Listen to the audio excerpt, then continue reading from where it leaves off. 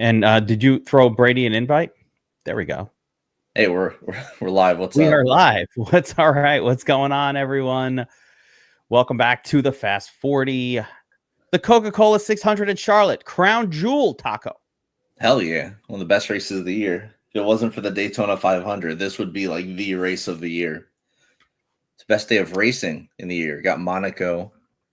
I think it's already happened. Indy 500 coming up in here in a little bit. Larson about to go racing that. And then, of course, the Coke 600 tonight at 6 p.m. 400 so laps, will have raced 4 hours of racing. Larson will have raced for like 3-4 hours earlier in the same day. Yeah, he's going to race for like 7 hours today. It's going to be awesome. That guy's hardcore, man. He really is.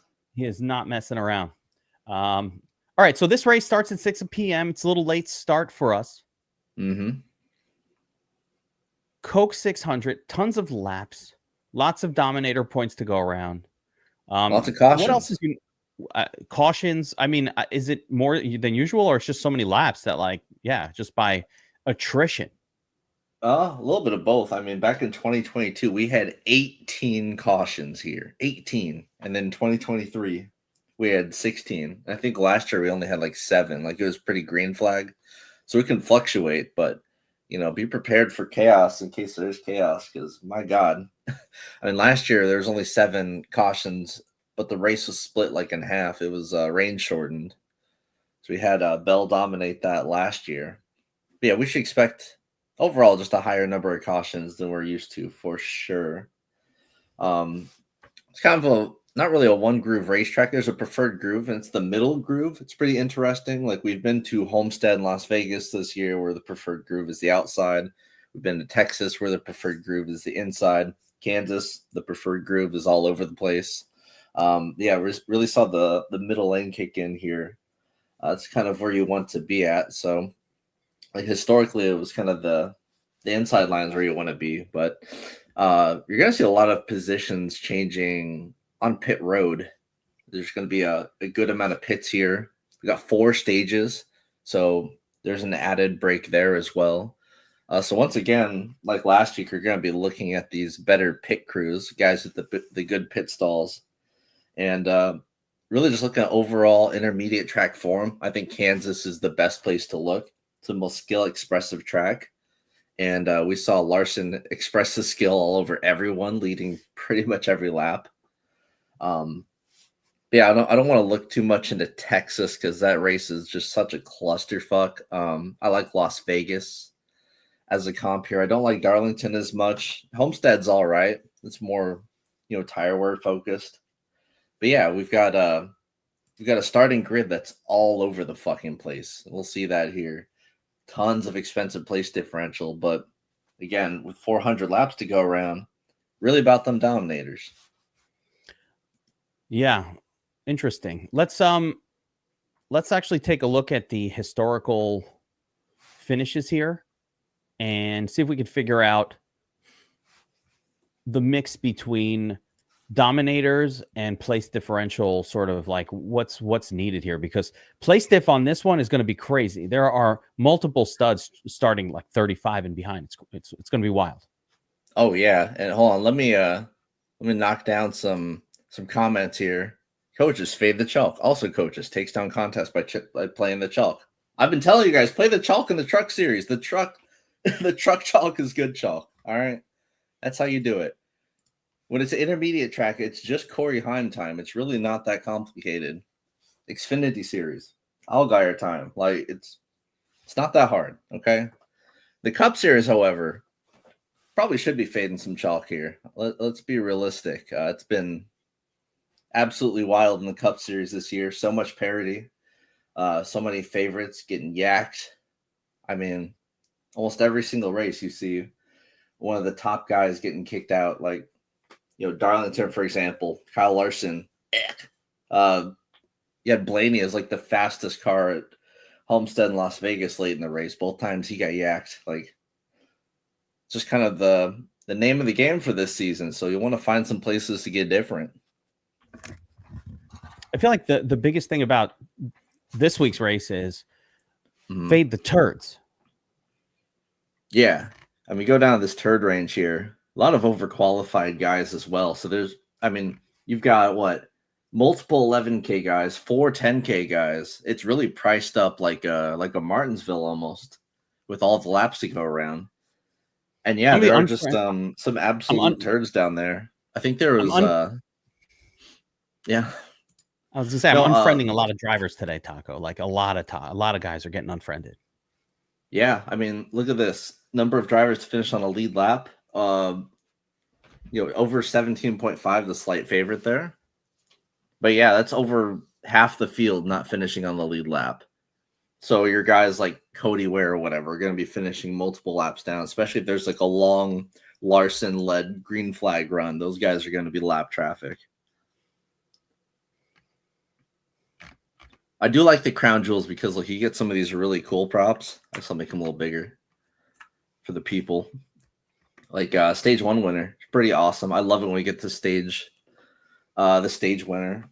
Larson starting second over Briscoe starting first. He's the heavy favorite to win stage 1. Interesting that Bell is the same odds as Byron there, with Byron starting in third. I think Bell was starting back in 10th. So they're really liking him to be good again this year. And then obviously for the teams, you gotta give it to Hendrick. Hendrick has been absolutely on fire. The 1.5s.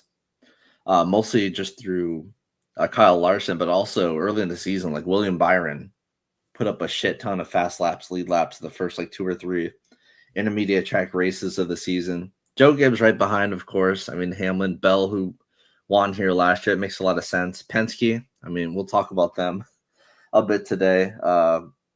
There's a lot going on over there in Team Penske. Guys getting fired, teams being thrown upside down, cars being slow. It's one of the bigger news stories of the week in racing.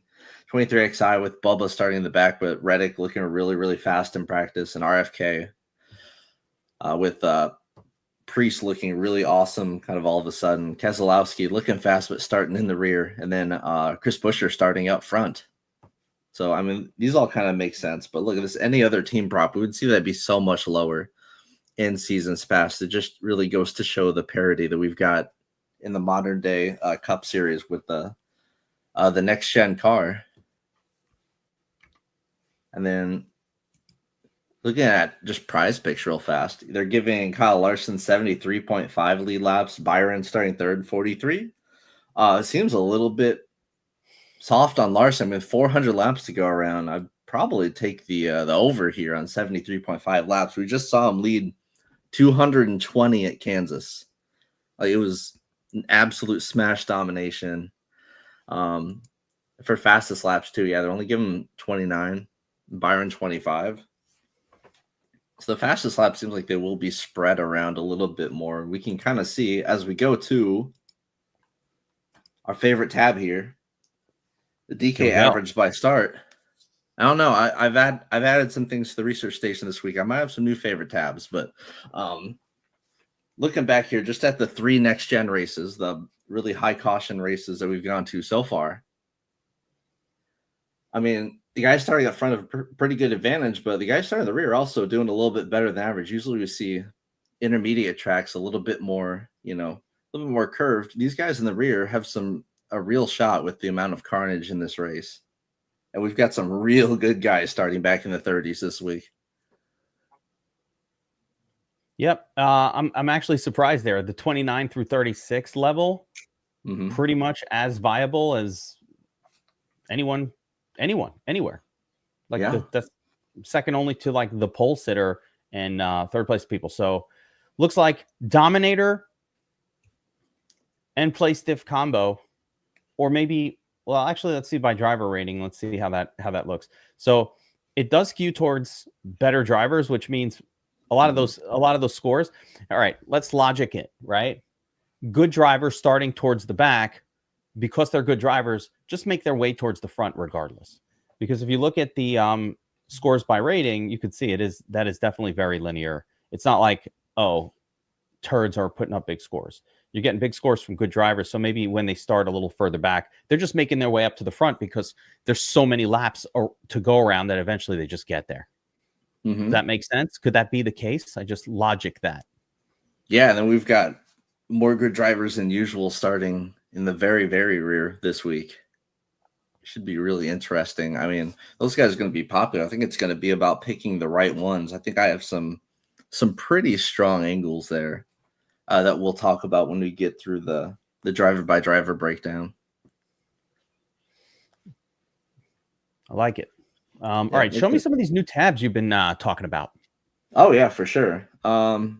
So for example, I found a way to easily just get my lap by lap data I've been scraping up. So you can either just look at the race just as it goes, lap by lap, look and just see how guys go up and down through the field. What I kind of like to do here is just look at it in chunks. You can kind of get a story of how everyone's been doing. So this is last year at Charlotte. Obviously, only went to lap 249 because that's when they called it for rain. You can see Bell just kind of stayed up there all race, but like Reddick, he started up in 8th, but got sent to the rear kind of immediately, worked his way all the way back up to 4th. That's pretty impressive. But what I really like this for is seeing who's been fast recently and maybe didn't have the finishes that they've needed, or maybe who has had finishes that are kind of fake. So I like to look here. These right here, these 4 tabs are just the 4 1.5 mile tracks that we've gone to this season. I didn't put Darlington in there just for ease because it's not quite 1.3 or 1.5, but you can see here some guys like Blaney, for example, early on the race, they're starting way in the back. It's kind of what he's done all season, but by the end of the race, like he's better than anyone, average running position wise. And this is only going off of green flag laps, so it avoids a lot of the caution stuff. But you can see like Larson obviously dominated Kansas, but like Chase Elliott, you can see he had a really strong run going until the end when he kind of got sent back. So it's kind of just a better way to look at how guys really did during a race than just looking at like their finishing position or whatever. You could see like, for example, like John Hunter Nemechek, he's gotten 2 straight top 10 finishes at intermediate tracks. I'd say at Texas, Texas is kind of a wild, chaotic race. You could tell he kind of just got there through pit strategy. You could tell at Kansas, his actual speed was like deep in the 20s. It wasn't very fast, but at the end, he just put himself in the right spot through strategy and got there. As where like a Zane Smith, right? He kind of was like legitimately up in the top 10 for a long stretch of time. It's kind of a good sign for him. Where you can see some guys like Alex Bowman, for example, is someone who I've noticed works his way up in all of these races. Every single race, Alex Bowman, is climbing his way forward, not moving back, moving up through the field, sort of like how Bowman was just awesome at Homestead. And then Las Vegas, you can tell he was fast until he ran into problems. So just gives you a better way to do a deeper dive on some of these guys and kind of see who's been fast and how legitimate is that speed. And then, we've also got these stats over here, kind of replacing some other things on the table that just make things easier. You can see like what percentage of the time guys are running in certain positions. Like, down low, you may want to, if you want to look for real speed, you can see here, like of the guys down low, Zane Smith and AJ Allmendinger have had the real speed. Like Allmendinger's ran 45% of his laps in the top 10 and surprisingly, none of them in the top 5. Bro just loves running in 9th place. Zane Smith also, like Zane Smith and Todd Gilliland are going to be compared a lot this week. They're in very similar spots. They're some of the only high projecting guys in this range. And you can see that Zane Smith, he's starting up a little higher. But you can see his real speed. He's had real legitimate speed at the intermediate tracks, running like top 15, 44% of laps is where guys like Nemechek and Gilliland, who have both had good finishes at intermediate tracks, maybe that speed isn't quite as real, only running 18% of their laps in the top 15. So it gives you a pretty good breakdown of where guys are really running during the majority of these races. It's a lot better than just a plain average position number that could be skewed based on being in the pits or whatever. Nice. Well, my mind is blown, Taco. You're killing it with this extra data. Yeah. It's had good results so far in the Truck and Xfinity series. Helped to identify some guys that were really good but had disguised finishes. More reason to sign up at DFS Army. If you're watching this and you're not subscribed to DFS Army, get access to these tools, the Domination Station. You probably just don't like winning, and that's okay too. Not everybody needs to be a winner, Taco. It's not for everyone. It was for me this week, at least in trucks. Let's I guess let's go through this field here. Right? Obviously, Larson. I mean, that's all the talk's going to be on Larson. You saw what he did at Kansas. Absolutely destroyed the field. Really, outside of a wreck at Darlington, has been pretty much perfect this season at the intermediate tracks. Didn't see much of him last week, of course, because he was doing all of the Indy 500 prep. It's all-star races, kind of whatever. He actually did get to qualify and practice for himself this week, which is cool, I guess. But yeah, on race day, he will be a little bit distracted, I guess, with the Indy 500. Sure. It's kind of a big deal. We've seen drivers do the double duty before. And obviously last year, it impeded with his finishes as he finished nowhere. He didn't start the race because there was a rain delay in Indianapolis, forced him to miss the race. I'm in Indiana right now. That's where I live. I'm a big old Hoosier, and I can tell you it's fine outside. We're good to go. They're doing the Indy 500 just in time, so I don't think we have to worry about this at all this week. I think they'll make it just fine. There's a small chance of a delay at Charlotte. I think it was like 10 to 20% chance of a rain delay in Charlotte early on for like an hour or two, but that's going to help if anything. What does he jump on a private jet? How the hell does he get there that quick? Yes, he Taylor Swifts it right over. T-swizzes it over there. Yep. I like this new pit crew rankings tab that is here. That is temporary, unfortunately. Why? I love what I did. I had to manually write all of these down from the all-star coverage. These aren't available publicly anywhere, so if they are, hit me up. I've tried like 5 different times trying to sneak into the Racing Insights website, trying to get in the back end there. Like, I would love some of these rankings, but so far they have not appreciated my disguise or let me in. Don't talk about I would love to criminal activities on a podcast here. Oh, well, I don't think it's criminal. My lawyer, Saul Goodman, he told me that I am completely in the clear here. All right, just making sure. Yeah. But yeah, these were just posted like last week, so they're still pretty goddamn fresh, and you can get a sense of who, like rolling in entry. This is on the driver, so this is how good the driver is. You can see guys like Chase Elliott, Kyle Larson, Byron, pretty fucking good. Like, rolling is just you're rolling down pit road, right? And entry and exit is, of course, entry and exit onto pit road. That's all on the driver. 4 tire is on the crew. This shows how good the crew is. And overall, I don't know how this number is made. This was just what was on the coverage, right? So I don't know how, like, Ty Gibbs, he has terrible rolling and exit or entry exit time, but his 4 tire is so good that he just kind of ends up on top. I think 4 tires very heavily weighted in there, but this is how good their actual like crew is. So I mean, this is probably the best thing to go off of here. I mean, the rolling and entry guys they're probably more likely to make mistakes on their own accord. So you can see, like, who was it? Was it Gilliland? Yeah, Gilliland is awesome at entry and exit. His crew just fucking sucks. So that sucks for him. I feel bad for him. And then there's another guy, who was it, that had it was kind of the opposite. Oh yeah, Ryan Preece. He sucks at getting in and off of pit lane. But his team's good. So it's kind of funny to see who's good here and who's just pit crew kind of carries them or drops. You did say pit crew was important. Why is pit crew so important? Because we're going to be going to pit road like a bunch of times. Extra long race, 600 miler. What was it? I think in 2022 it was like a 5-hour race.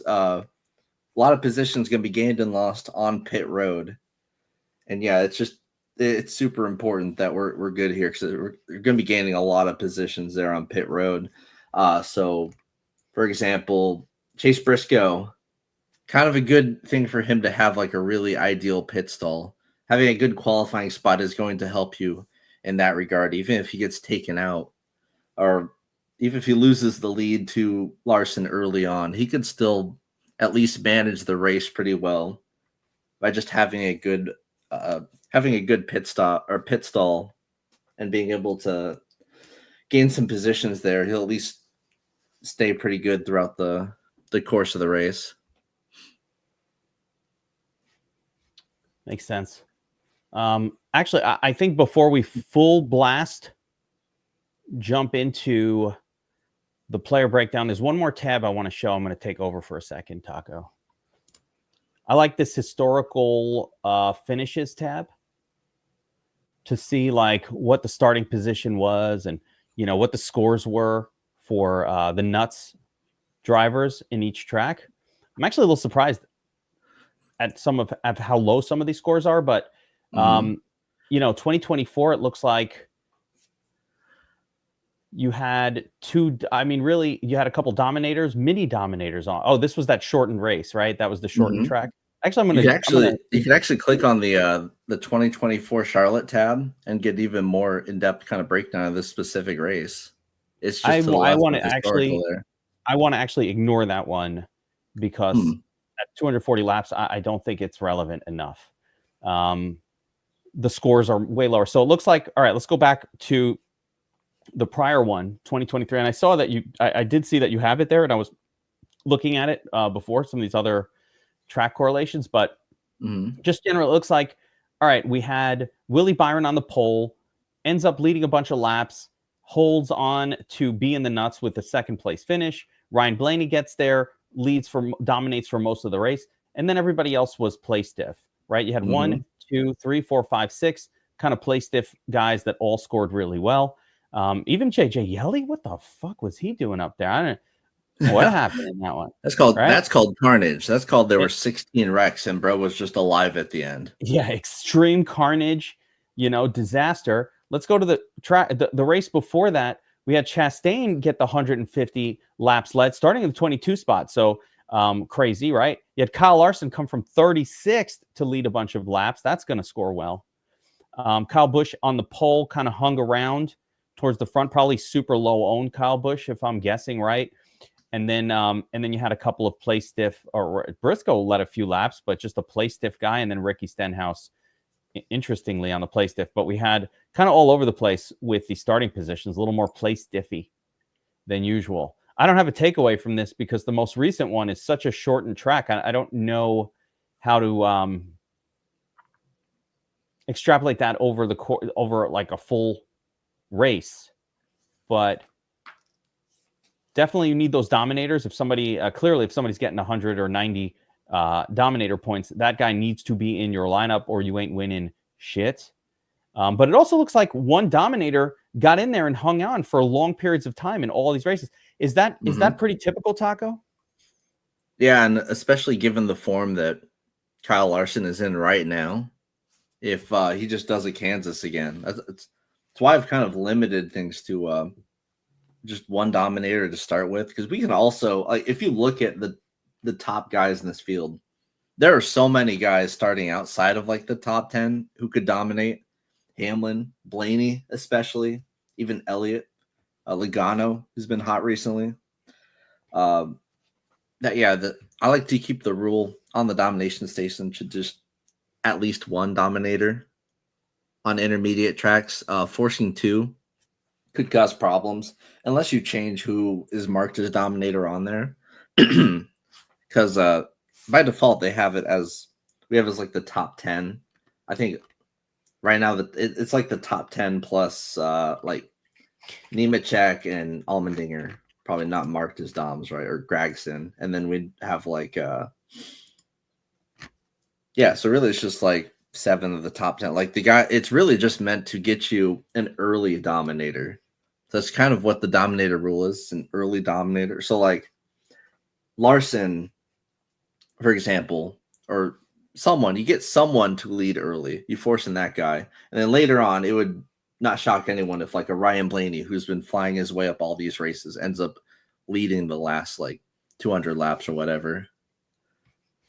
Which basically, because it's such a long track, there's not that big of a difference between a Blaney starting 21st and somebody else, because there's so much time, you're saying, for them to make their way. If they have a good car, there's enough time in this race and enough pits and cautions and whatever that the cream will rise to the top. Yes, absolutely. Yeah, that's why. So, and when we look at the win odds, you kind of have to really pay close attention here, because some of these guys starting a little bit further back are like a Blaney. He's right up there in win odds with anybody else, and he's starting 21st. Yep. So, and so what that's implying is, listen, there's enough time for him to make his way up and win this. Let's even see Chastain starting 40th. Even his win odds maybe aren't that terrible considering where he's starting from. Yeah, honestly. And all right, let's get into he's this someone thing. that he just won not too long ago as runner up over at Texas. Like, yeah, even he could move through, and just using pit strategy could lead. So we've seen it before. If you go through the lap by lap, you can see, especially in like the 2023 race, like there are so many cautions that you can get lead laps from starting way back in the rear of the field just by putting yourself in a good position or getting lucky with the timing of the cautions. Like yesterday in the Xfinity race, for example, we saw a lot of guys like Dean Thompson end up putting themselves up towards the very front. Brendan Poole, just by holding out, waiting, and one of those cautions inevitably flew out, and it gained them a ton of track position. And there's just more time in a 4-hour race for that to happen. The dark green ownership percentage guys are jumping off the page here to me. We're back on your share, but I'm looking at it closely, and it's like the cash lineup is just screaming, "Pick me!" Oh yeah, it's a little obvious this week, isn't it? It's just Larson obvious. Like, too. I think last week I played a cash lineup that was so tied with everybody that like I came in first and still didn't get the full, like in a lot of the double up, and still only got like partial payments. Yeah, I'm pretty sure we all played the same lineup last week. It was kind of pretty straightforward. Taco, that's coming again, man. It's the exact same thing happening. So listen, there is clear-cut chalk on this track up front, up top. So let's talk about the up top chalk and then alternates. Let's switch it up a little bit. Yeah, we'll talk chalk first for sure. And I have some pretty good pivots, I think, this week. So up top, obviously Larson, right? Like, I feel like on a normal race, he would be 50+% owned here, but I think there's just a little tiny bit of fun added to him with the racing the Indy 500 and people going, oh, he's going to be exhausted. I guess there's that old narrative of, oh, he kind of falls off during long races. It's got to be long gone by now. Listen, but I mean, realistically, races, my ass. The only thing is he's got to fly. He's got a bunch of stuff going on today, but beyond that, the dude is his win odds are far and away, the strongest. He's been dominating, literally coming off a win in a similar track, Homestead, Kansas.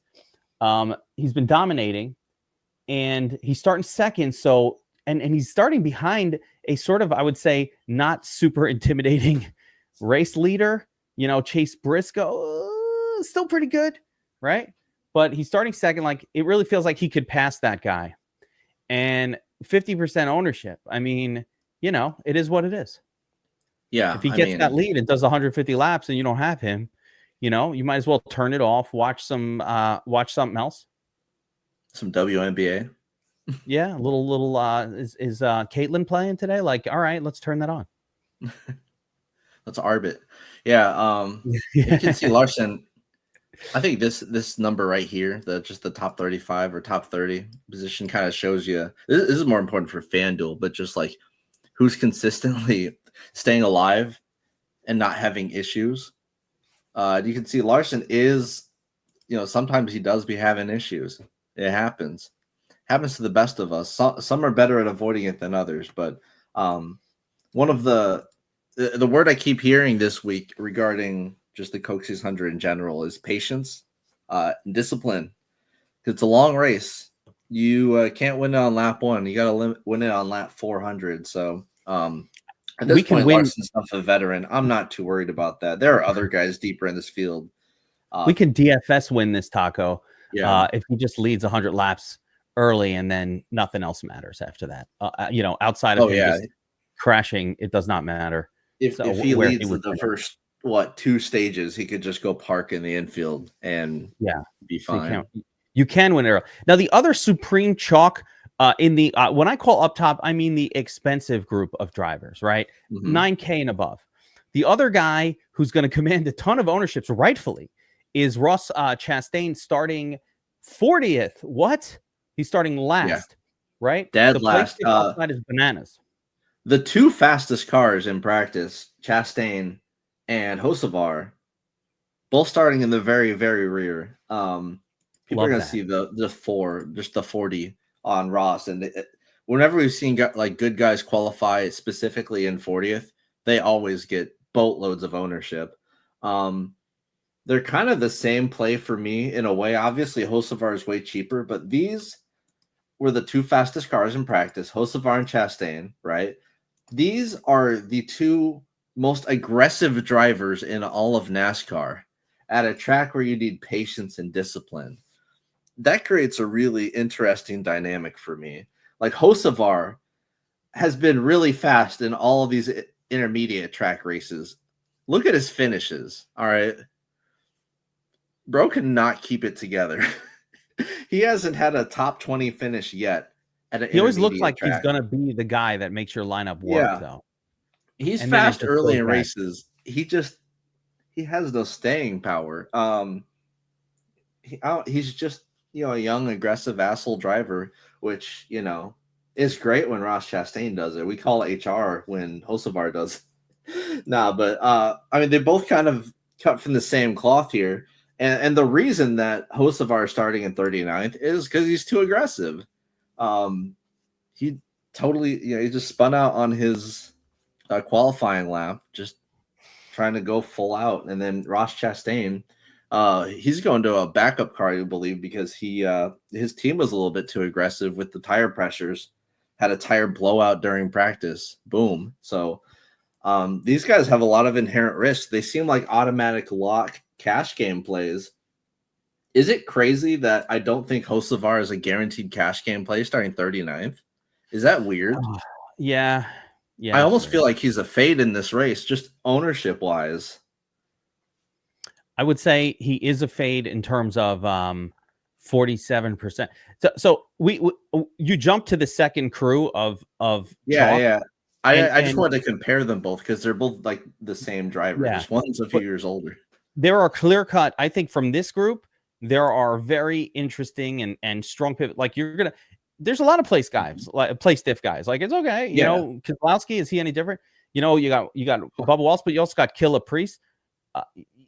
There's a lot of play stiff that you can get here, Gilliland, that allows you to not necessarily play 70% Hocevar or 70%. I mean, Chastain, I think, is a harder fade than I think we should just talk about this range here, right? Because this is the meat and the potatoes of the slate, right? Because I think Bubba Wallace is like he's going to be lower owned, but he's like a better play than Hocevar in like every way. He's got the best pit crew. He's had some crash outs himself recently, but he was fast during these races. Like Las Vegas, he was fast. Like there's real speed there. And in general, he's a more disciplined driver. He's not the most disciplined driver, but he's certainly more disciplined than Hocevar. It's not like just last year. Look, he was finishing every single race.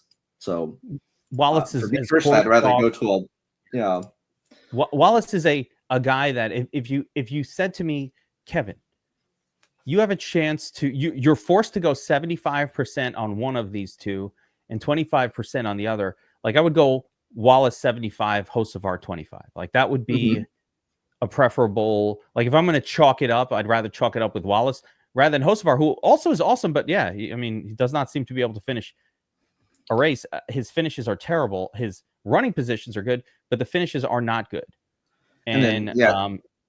That's just weird. Like, it's not going to keep up. At some point, he's going to finish a race and crush it. And then, of course, you have finishing races, right? Whoa, we'll get to them. We'll get to them. Hey, chill. Let me talk about Keselowski real quick, right? Because you can see he's in this form. No one wants to play him. I think people are fatigued because Keselowski has started in the rear and looked good track history, all that stuff, good practice times in all of these races. And I think people are just fucking sick of playing him. The same thing happened with him on the pole in the All-Star race. He is very popular, like 40+% owned. Wrecked out of that as well, so add that onto the pile. Such a good fade. Keselowski is, yeah, but do we think Keselowski is going to be low owned enough? I mean, I think this ownership projection is pretty good. I think people are so sick of playing Keselowski with great odds, by the way. He could potentially be a good pivot, right? Runner up in this race last year. I feel like we've been saying this for a little while, but I mean, there's so much positive regression due here. It's ridiculous. Is this Almirola all over again? Like Almirola was pretty decent at finishing races, right? Maybe. I mean, remember Almirola was always in, you have to play him this week in like 2023, and he just always disappointed. Keselowski's been doing that all year. Like, it is tough to pull the trigger on Kes. I think there's more reason to the phase when it was like Ty Gibbs that was constantly crashing but was in a good spot. I mean, Kaz has just been excruciatingly unlucky. Like, I think ownership wise, he's kind of like a decent move here.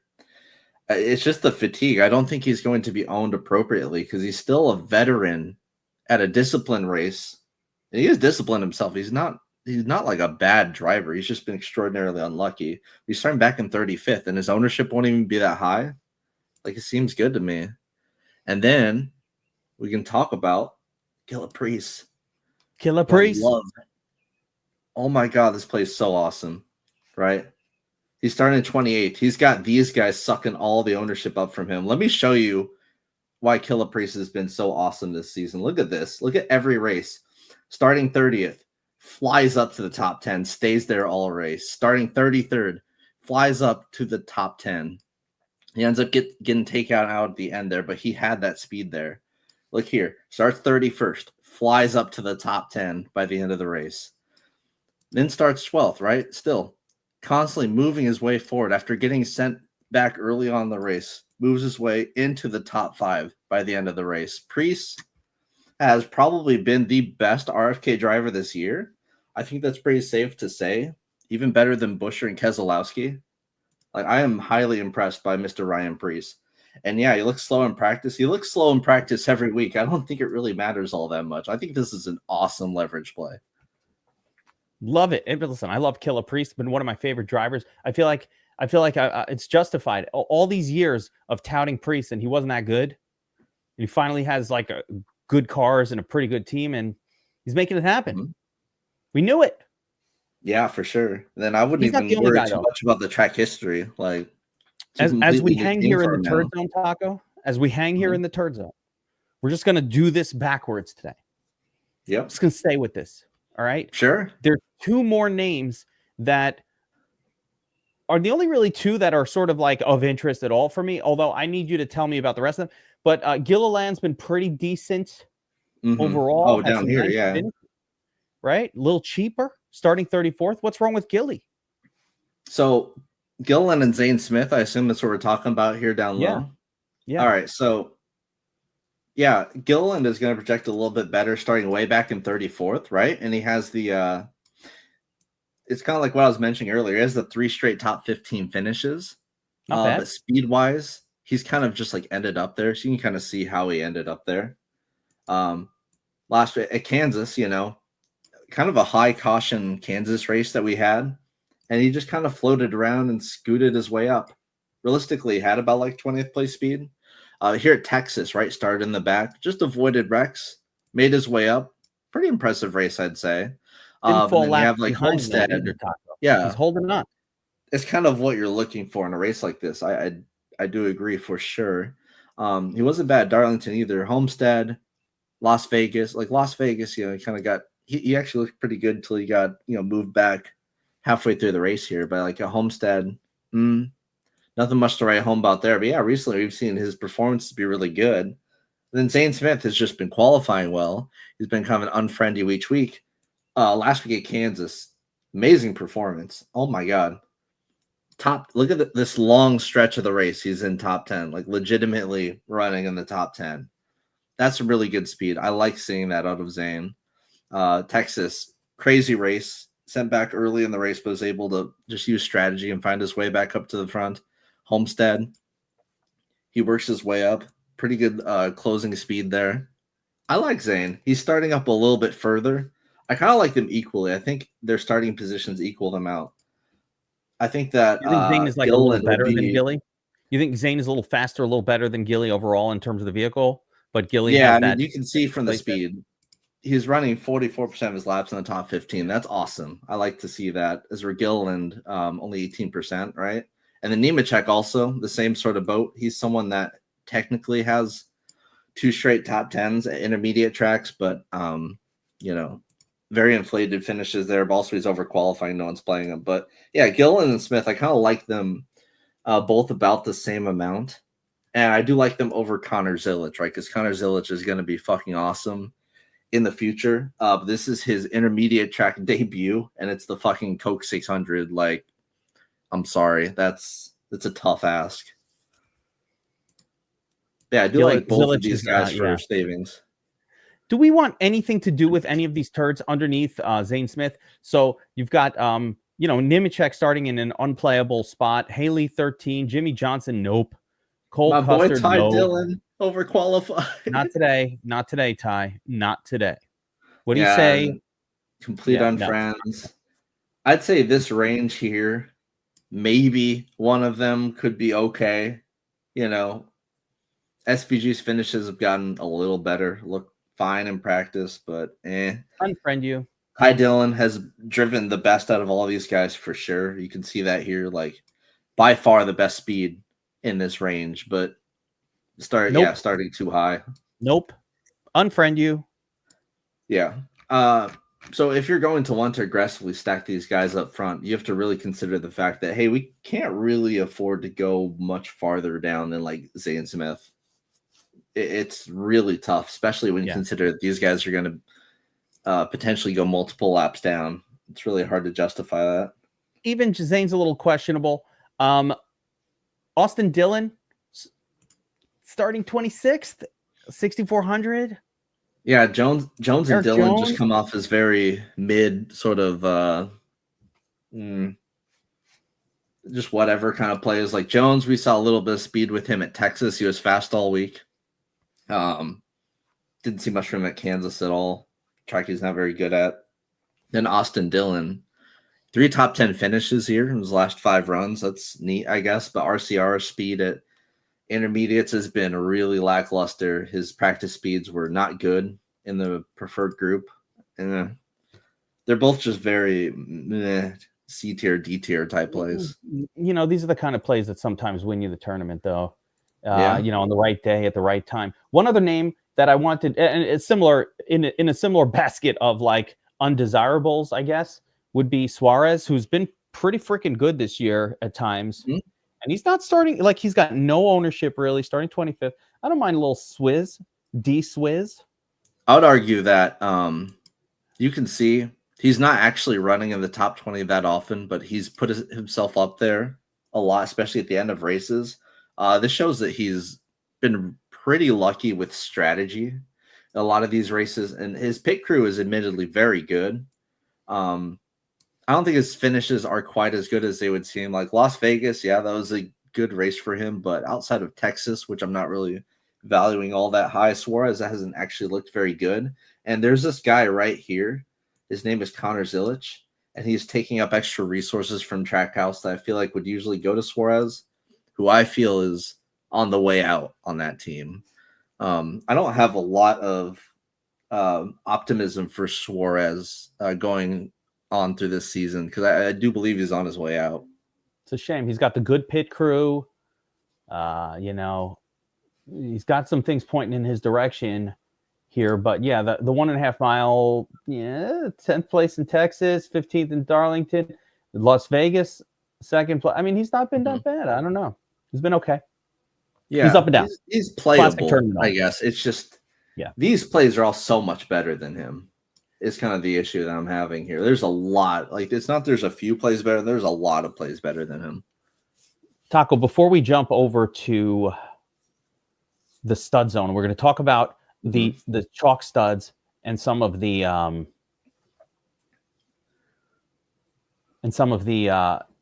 alternates that we can get into, right? There's like a little range up here, right? Like Josh Berry, right? He's kind of also included in this Penske fuckery. It's going on this week, horrible in practice, but he's been good, like quite legitimately good. Where's it? His fast laps, lead laps in the season, 17 average fast laps. That's like 5th best of anyone. Well, 6th best.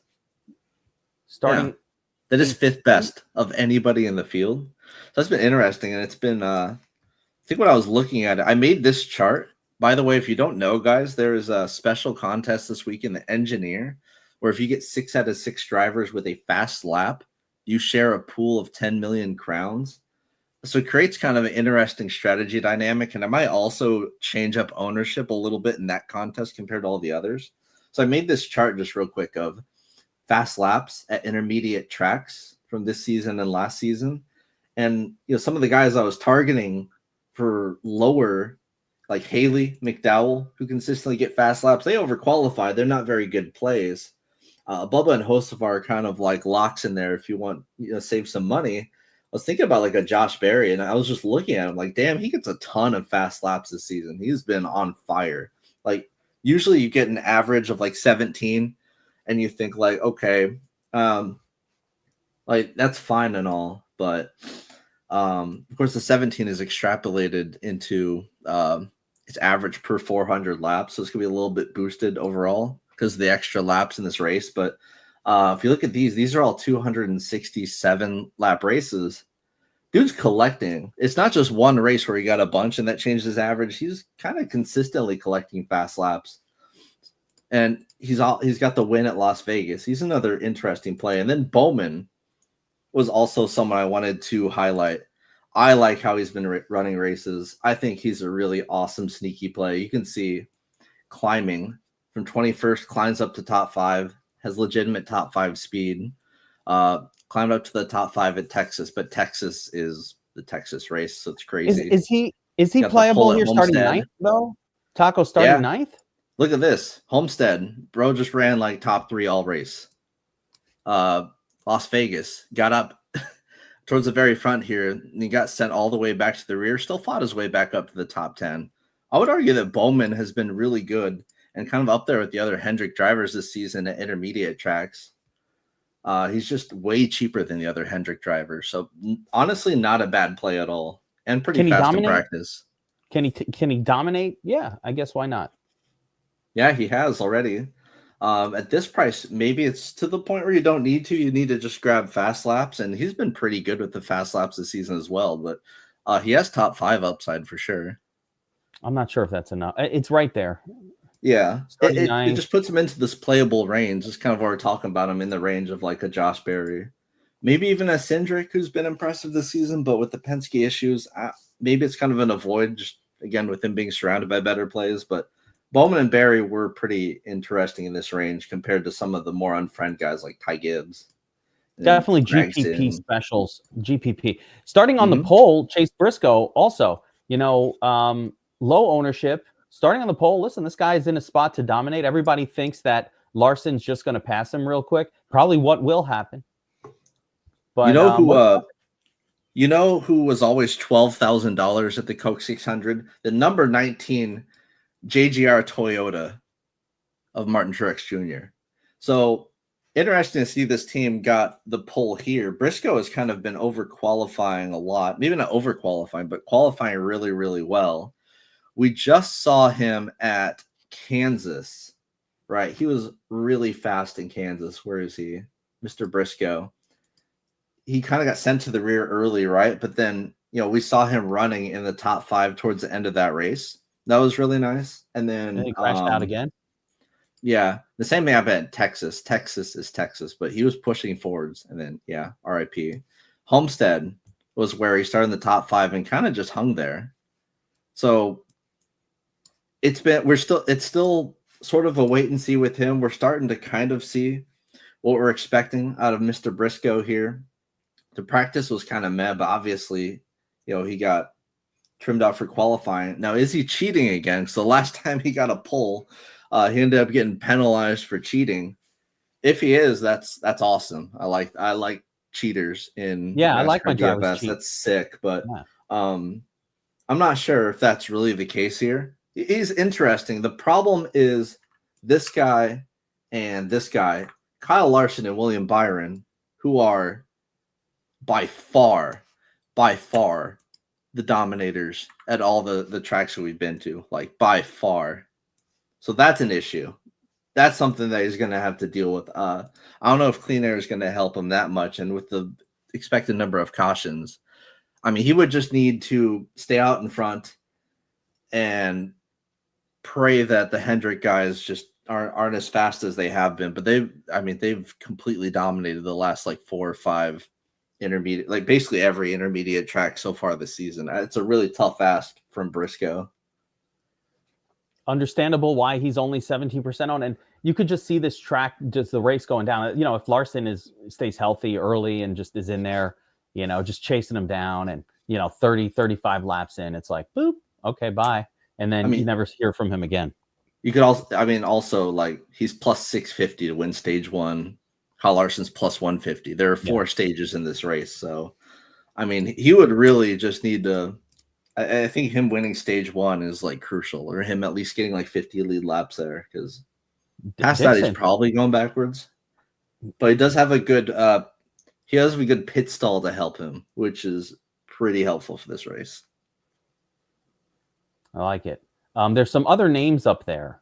So you mentioned Larson, Byron, 2 just massive potential dominators. Larson going to be massively owned. Byron, a little sort of contrarianism right there.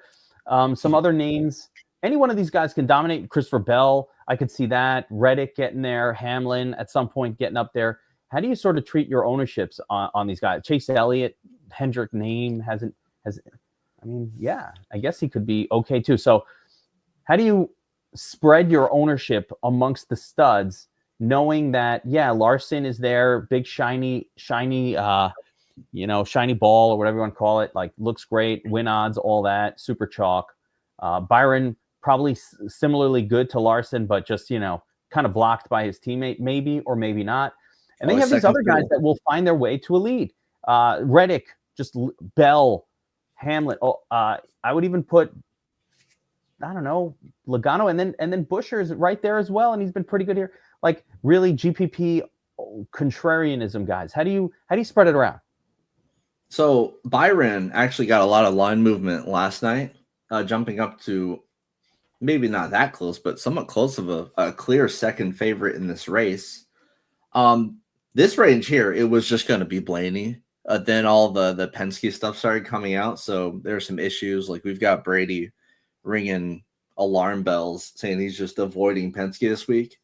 But I mean, going into this week, like if it was just off of form alone, like let me just show you, like Blaney has been fucking awesome. Early in the race, he's running an average like 15.9. Late in the race, he is the best. He's better than Larson. He's had the fastest lit long run car all season.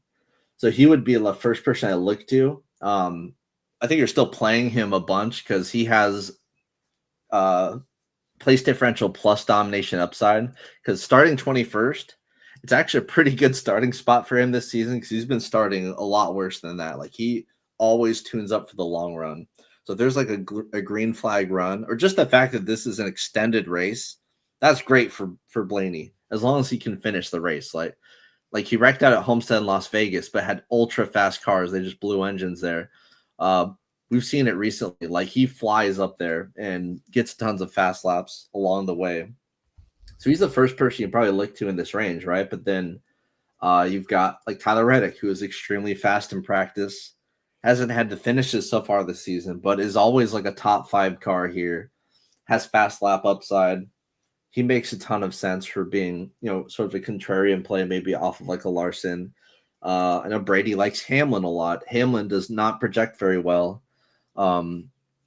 He hasn't really led laps this season. His odds compared to everyone else in this range aren't very good, but he's got kind of a good mix of veteran patience and discipline, a good pit crew overall. It's working for him. He's won here in the next gen car back in 2022. So there's some good things to say about Hamlin. If you want to get different there. And then another guy that Brady likes big time is Chase Elliott, starting back in 22nd. Real nondescript sort of play. Be good on pit road, and got that Hendrick speed, of course, just with some place differential mixed in there. Joey Logano looks so bad in practice. He's somebody got to kind of throw up some red flags with him, but I mean, he's been throwing up checkered flags recently. He won at Texas, which I don't value all that much because Texas is ridiculous. But he's been in pretty good form overall. Was perhaps the fastest car at the All-Star race for what it's worth. Completely different package, I know, but people will be on Logano probably because of his recent finishes there.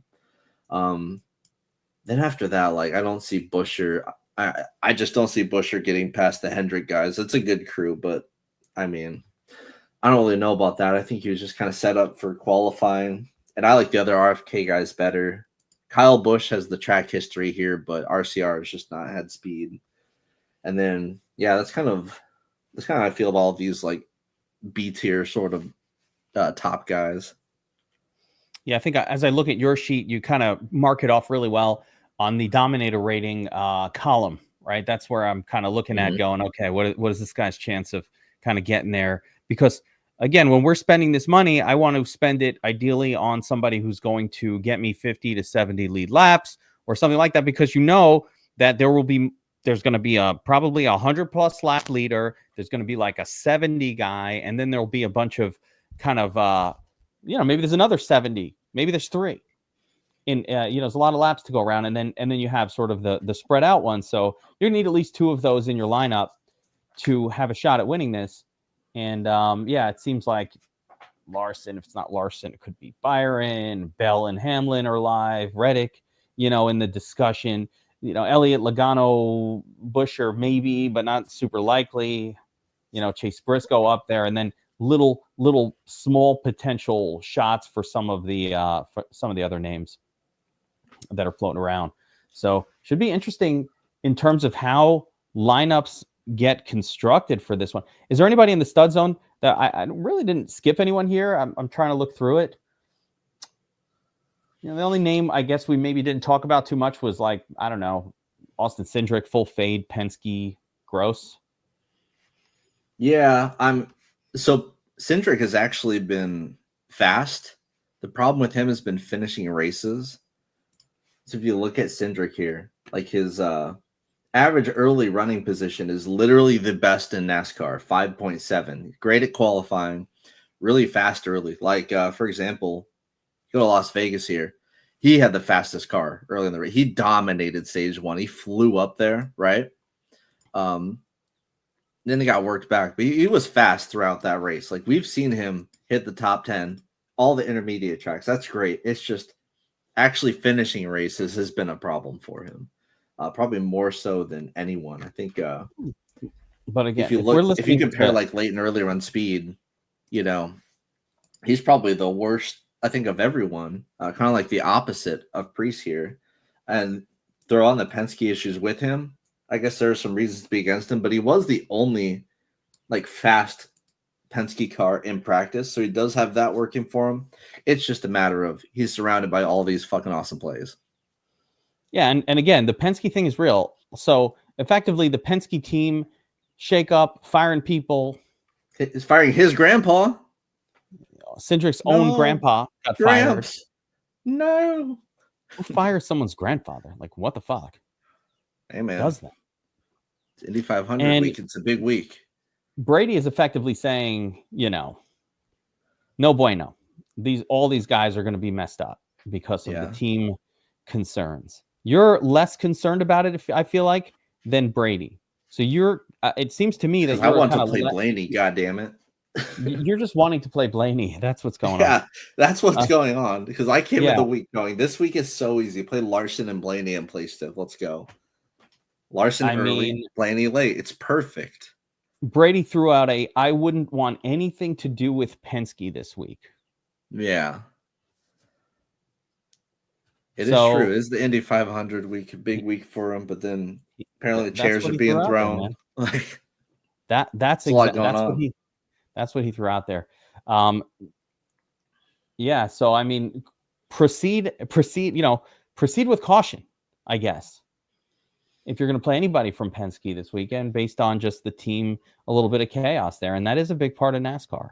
That's an important part. Why is it so bad? Dixon wants to know what did Cindric's dad, grandfather, do? What did he do? I don't know. I have no idea. Don't know. That's the thing. Hang on. I don't follow the drama. I want to show you something, Taco. We were talking about arbing before, and I want to show you the arbs I pulled off on Thursday. WNBA. Have you done any WNBA arbs? Those tend to get picked pretty fast. Also, your boy got limited on DraftKings, so RIP. I was only doing hundreds. Were you doing pregame or live? Both. Yeah, you got to stop doing the pregames when you can't over abuse the pregames. You got to do the live, the in game. Too late. Your boy got limited. Oh, that's all right. You had no season. You were not your account was completely unseasoned, so not shocking. But check this out. This was so glorious. I have to share it. The WNBA games live are so off between these books that I've been able to nail middles, just like insane money amounts here. Under 118, over 117. Oh, simultaneous shit, yeah. bet. Hit the exact 18, win them both. Oh, it's and then sick. This one was even crazier. Third quarter spread +1.5, +3.5. Both sides plus. They end up tying, hit both sides of it. Beautiful. So this is how you bet, guys. If you guys are not doing this, I just keep mentioning this. Like, $700 for the day. I've just been destroying the sports book. It feels like you're cheating. So for anybody out there, if you guys are watching this and you've given money to the sports books, like you've lost a little bit, this is how you take it back. You can use this tool. This is the Sharp app arbitrage betting tool, live in game and pregame, and you will just simply take back the money that you've lost from the sports book. I'm going to show you my month last month, Taco. It's just ridiculous.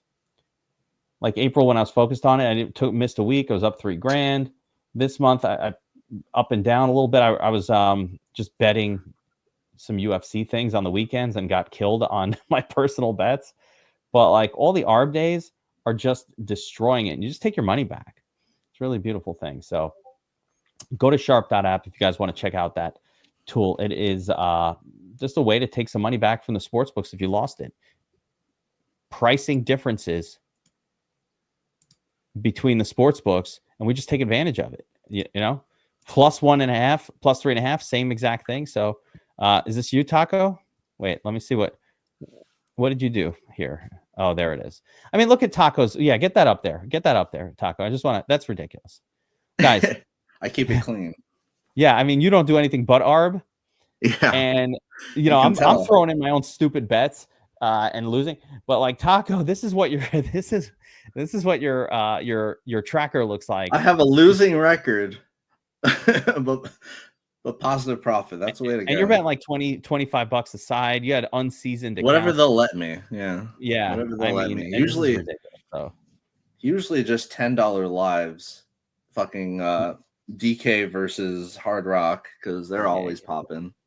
Don't you have other books in Indiana that you could use? The exchanges. Are you using the exchanges? Yeah. Oh, I'm using exchanges as much as they'll let me. I swear to God, there are robots picking off the exchange versus exchanges. I could never. Something seems to be. At least some of them seem to have bots in there. It's very risky to put a whole bunch of capital on there because they get like, the liquidity gets zapped instantly if there's exchange on exchange ARB. Yeah, like exchange on DraftKings, exchange on FanDuel. Beautiful. Absolutely beautiful. Amazing stuff. All right, so back to the race here. guys. I think the marching orders are in. You've got to pick a couple of these dominators up top. Larson being the most obvious. Willie Byron is up there. You got a little chalk on Bell? Blaney. I feel like I didn't talk about Bell that much. He was like easily the second best driver behind Larson. Last race at Kansas, he dominated this race last year. I think he's getting a little bit of love just because of that. But my God, the salary. I mean, if he dominates, he dominates. And it doesn't matter what his salary is. But I guess he's someone that you have to at least somewhat consider here. His odds did drop a little bit overnight as where guys like Reddick became favorite over him with those practice times, even though he didn't qualify as well. He could finish in second place. If he doesn't dominate, he's not going to be in the winning lineup. He could finish in second. He could probably finish in first place and not be in the nuts if he didn't lead 30 or 40 laps along the way. Hold on, let me look up something real quick because I actually can find this.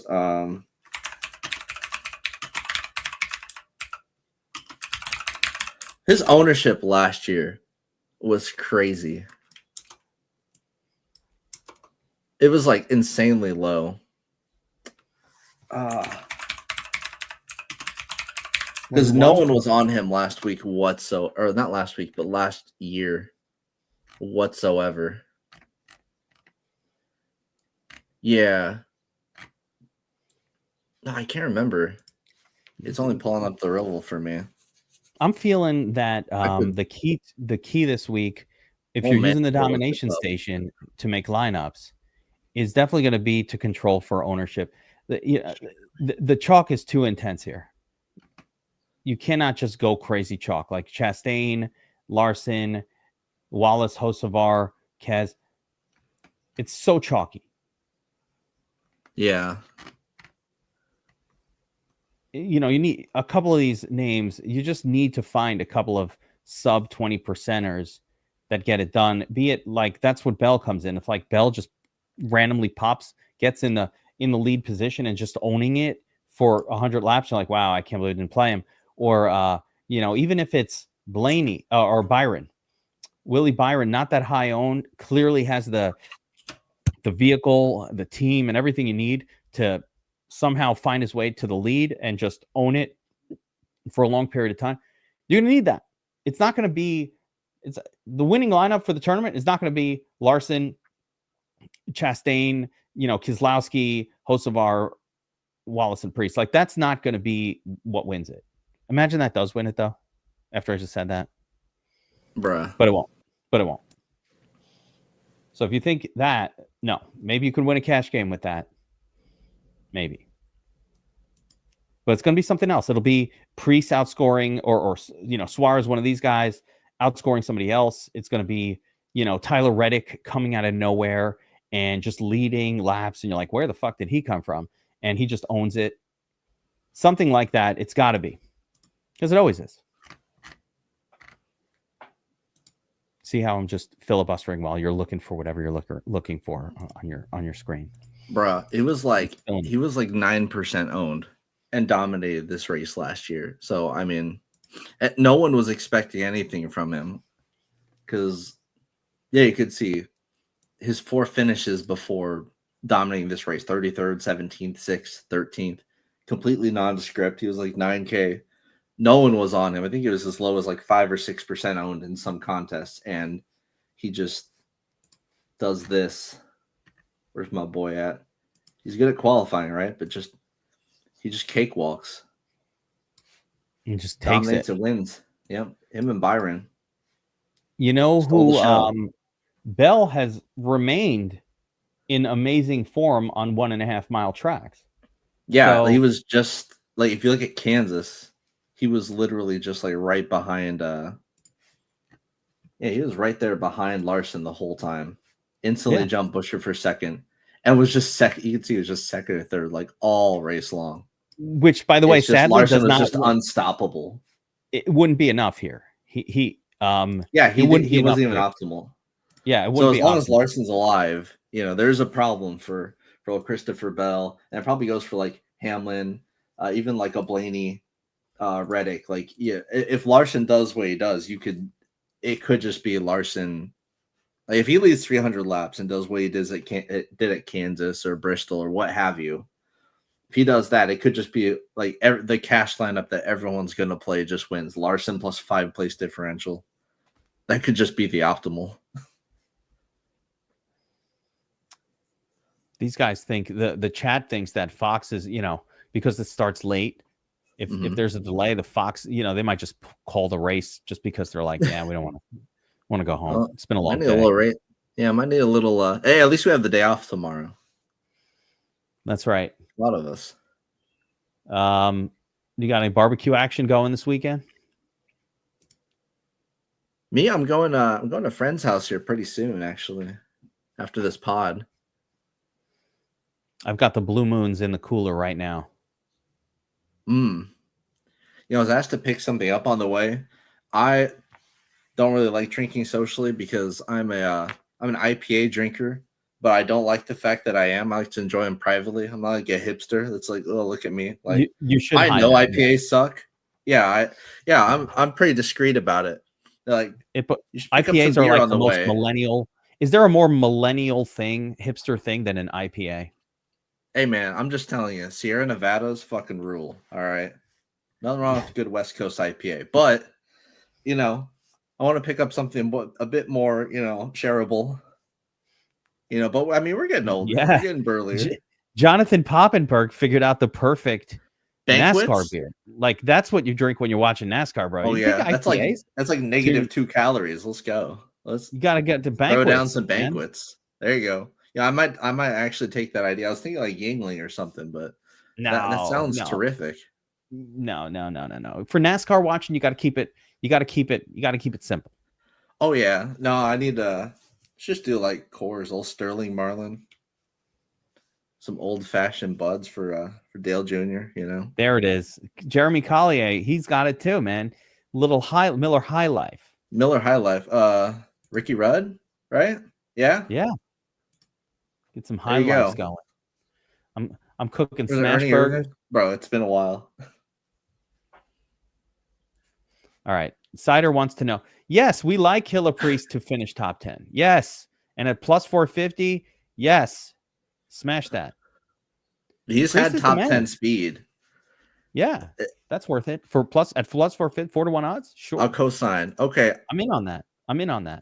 I'm not that hipster tattooed freak, please. I'm not drinking a PBR. That tastes like the can. Sorry. Tattoo is almost a hipster. One trip to the barber shop, clean it up, and he would be full hipster. Like he could do it. He could pull it off. We'll listen to Indy rock together. Yeah. He could almost pull it off. Like he is almost there right now. It just needs a barber shop, like hipster shop. Clean it up. I need to give out a winning pick here.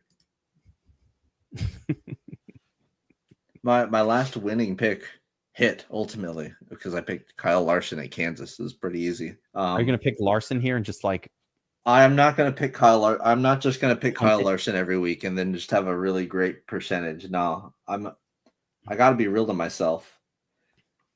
I'm going to do a process of elimination right now. Okay. Yeah. Seabell. All right. I'm going to go a little bit off the wall here. All right. My winner pick for the 2025 Coca-Cola 600 at Charlotte Motor Speedway, formerly known as Lowe's Motor Speedway, is give me Alex Bowman. I think he just gets it done. Bro just hangs late. I think he's been putting himself in the right spot all season long. I think he gets the job done here. I think he just ends up there with that Hendrick speed. Everyone's expecting the other Hendrick drivers, be it Larson or Byron, to take this thing. I fucks with some Bowman. I wouldn't bet him at 17-1 because honestly, he's kind of juiced. A little bit juiced, but that's my winner pick for the week, and I'm standing by that. I'm going to be leveraged over on Bowman. Actually, kind of a good thing to go over real quick, just who I'm going to be leveraged over. Leveraged over on Bowman. Leveraged over on Priest. I love Priest. What a great play. I better calm down. If I start praising him too much, he'll run into the wall. But Really like that play. I like Zane Smith over Gilliland. I like them both as much. I'm going to be using them a bunch, but I really like Zane Smith because I think he's had like real awesome speed in the intermediate package. I like Bubba over Carson. Give me Bubba over Carson. They're both chalk, but give me this chalk. Fucks with some Bubba. And Love the Keselowski. Bubba chalk. I don't care that he's wrecked out of like 12 races in a row. I like him here. I think he's neat. Give me some Kaz. I like And it. then up top, I don't. You know what? I'm sticking with some Blaney. I don't care. If it with fucks me, Penske? it fucks me. All the troubles, all the problems. Look, man, I just like what I've seen from Blaney this year, and this is a long race. I think that helps him. I remember. I think Hamlin for Brady, right? Shout out to him. I don't think I can afford to get there. I'm gonna be playing Larson like everyone else. I'm a sucker. But yeah, give me some Blaney here. I'm trying to see if Brady has a clear like win pick beyond just saying Kyle Larson should win this whole thing. That's pretty obvious. I'd say probably either Elliott or Hamlin for him based on how he put it. Yeah. Yeah, Hamlin seems like his alt possible winner here. At 12-1 odds, I don't, I think that's acceptable. For me, I'm gonna pick Christopher Bell here. I like the story. This guy is back to good back. at 1.5 miles. Mm-hmm. Like if I have to take a win pick and 10-1 odds, give me Christopher Bell at 10-1. It's been real close. He's been close at these. I don't mind. No, Larson is not winning the Indy 500. Just for the record, he's going to finish like 15th at best. Just letting you know. It ain't. He's a great racer. He's an awesome racer, but ain't that good. If the Indy 500 was on dirt, he'd be alive to win. But no, him finishing like the Indy 500 is the achievement. Did you cause the optimizer to love Bowman? Did you transfer? Don't you think you would love Keselowski or Wallace or Hocevar or Priest more? I don't know, man. I don't know how it all works out, but maybe Bowman's just that last piece you need to get 2 Dominators and then jam it in there as that third guy. I don't know. Taco, if you had to lock button 100% exposure, one driver this week. Kyle Larson. Lock button. What? Larson? That's an easy answer. What?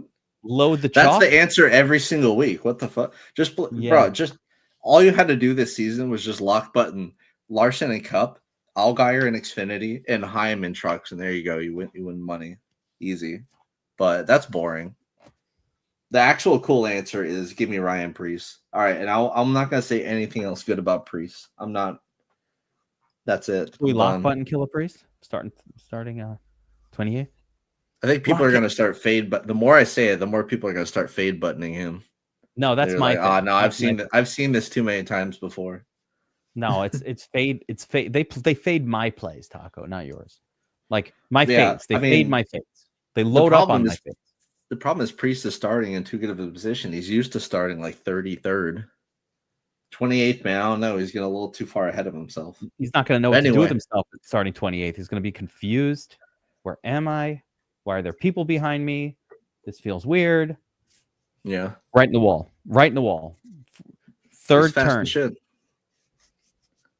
I'll predict that for Keselowski, though. I'm going to play a bunch of Keselowski, and he's going to continue to wreck out. And I'm just going to feel like a fool. I will call that one. The only thing getting faded is Tattoo's hair when he goes to the hipster barber. I don't need to be faded to dig into this London roast that I got going on. It's smelling. I'm starting to smell it over here. I'm about to go jump in it. Wait, what's going on in this barbecue you're going to? What are they smoking up some meats or what? I think burgers. Just at a friend's house. I don't actually know what he's making. He's not bougie enough to be grilling steaks, but should definitely be some burger action. Burgers are what you give people to fill them up before you bust the steaks out. Yeah, at a barbecue. My parents were mid-class to the point where the kids got the burgers and the adults got the steaks. Yeah. That's a boomer thing. My dad taught me that. In barbecues, my father used to tell me, first make the hot dogs. All right. And just give them to people like, oh, you want a hot dog? Get them filled up. Yeah, just for everybody, whoever's willing, fill them up with hot dogs, right? Then you get your burgers on, little chicken going, bam, bam. Oh, and then at the end, when they're all filled, you don't even cook the steak. At the very end, you put the steaks on. They're all like, wait, you have steaks? Yeah, didn't you know? We're gonna save some room, and they're already full. Pro tip: go to Racing Reference and just look at fan favorite driver, and look at year by year, and look at the last name. Just go all the way to the 90s, 80s, and you'll get your answer. You want me to do it? I'll do it. Here, I've got my screen up. I can go do whatever I want. Yeah, wait. Who do they want to be the face of NASCAR? Letting Taco not somebody that wins a lot, but so there's this little cool guy, my favorite driver growing up. His name was Bill Elliott, only to be surpassed by Dale Earnhardt Jr., who is now every single year Chase Elliott. So that's who they would like to win races and be better. It's not really the case, but absolutely absurd to me that since 1991, only 3 drivers have won most popular driver. That's an insane stat. That's ridiculous. How do you get to be like what is the criterion here for Chase Elliott being my favorite driver? For example, he hasn't won shit in like. You want me to answer that for you in a respectful way? Yeah, because I'm not a fan of drivers. Let's go to the Truck Series. Let's go to the Truck Series and see who won 3 years in a row. All right, there's not really a high bar set skill wise. Who's winning? Who won? Haley Deegan? Oh yeah, well, hot chicks. I get it. Yeah. All right, so you should expect Tony Breidinger this season to win most popular driver. That tells me I haven't been watching enough Truck Series because I don't even know the name Tony Breidinger. Like I was like, who's that? The heck is that guy? All right, guys, let's wrap it up here.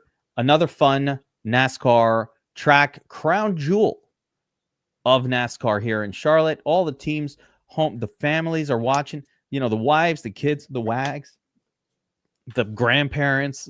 Everybody's there. They all live in Charlotte. They're from Charlotte.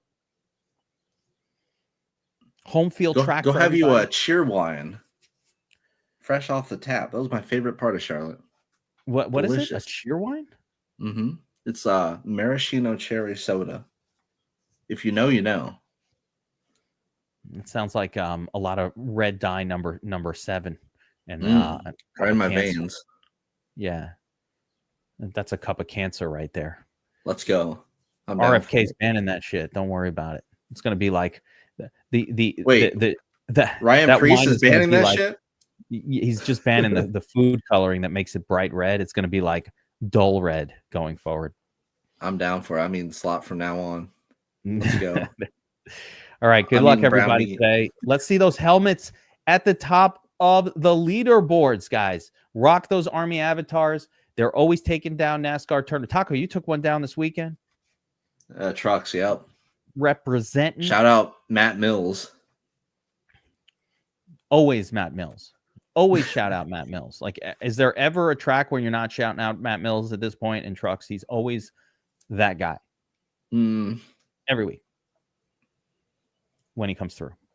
Yeah, and shout out to Zane Smith and Gilly.